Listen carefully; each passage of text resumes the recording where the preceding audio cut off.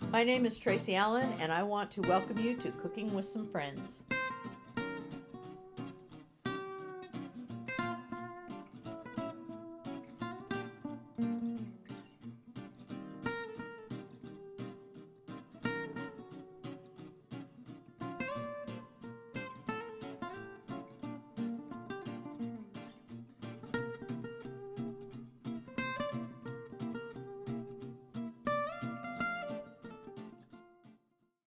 Hi everyone, welcome to Cooking with Some Friends. We're going to have some soup for supper tonight, and it is soup season, and we are going to have that in some homemade bread bowls. So I'm going to show you how to make the bread bowls.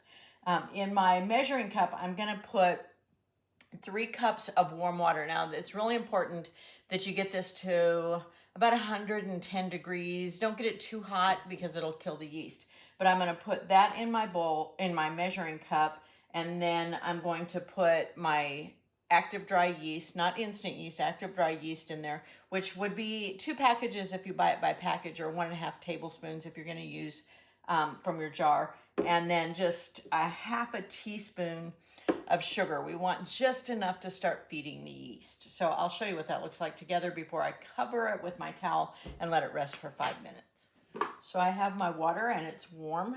So now I want to add my 1.5 tablespoons of my yeast.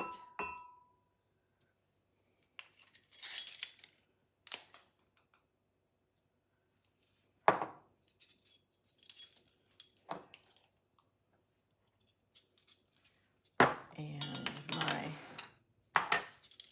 1/2 teaspoon of sugar.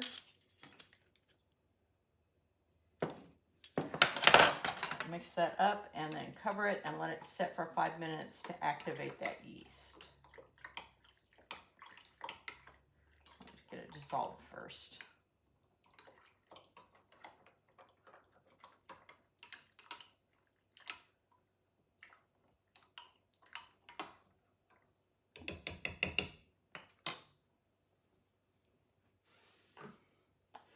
Our yeast mixture has been sitting in, as you can see, it's kind of foamy. So now we're ready to go ahead and add it to some more of our ingredients. In my mixing bowl that goes on my KitchenAid, I have 3.5 cups of just all-purpose flour, to which I'm going to add 2 more tablespoons of sugar.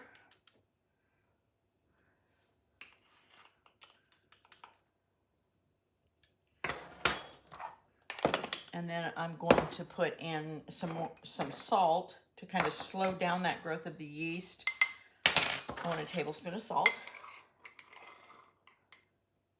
To refill my salt crock.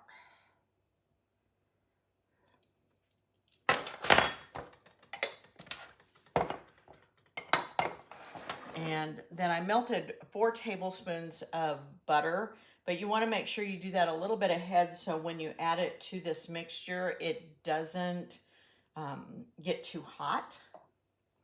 So I pour my butter in there.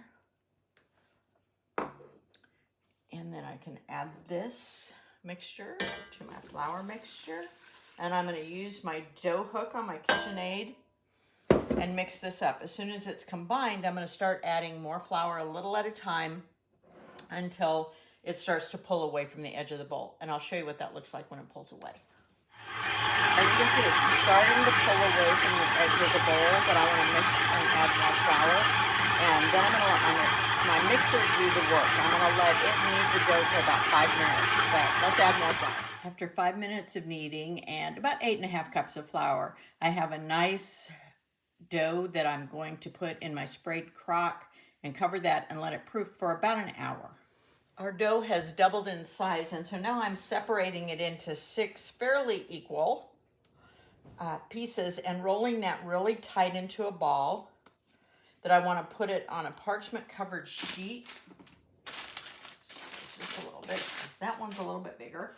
And then I've got a combination of 1 egg white and about 1 tablespoon of milk that I want to brush these with for my egg wash.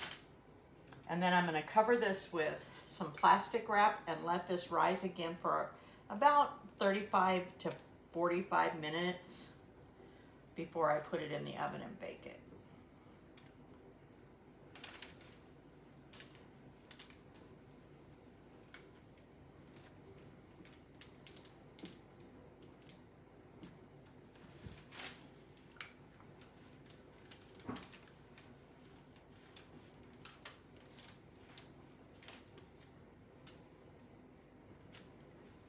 Just cover it with our plastic wrap and let them rise again.